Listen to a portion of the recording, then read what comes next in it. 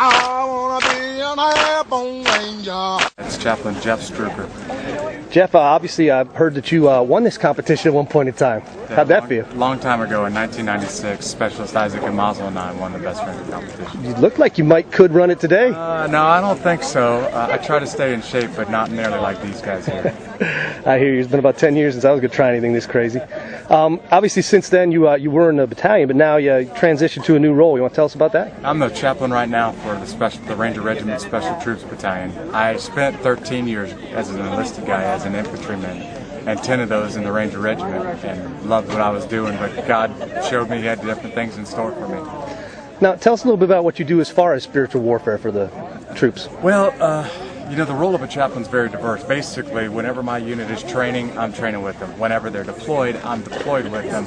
But my responsibility is to be like the spiritual advisor to everybody in this battalion.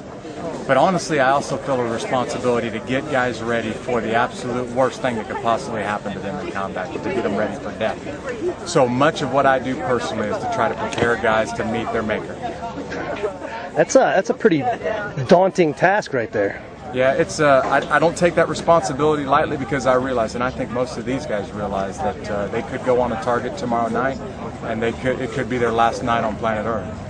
I've been in a theater, either Iraq or Afghanistan recently? Yeah, I've been to Iraq and Afghanistan a whole bunch of times, and like everybody else in the Ranger Regiment, the Ranger Regiment has not stopped deploying in support of the global war on terrorism since this thing began back in 2001.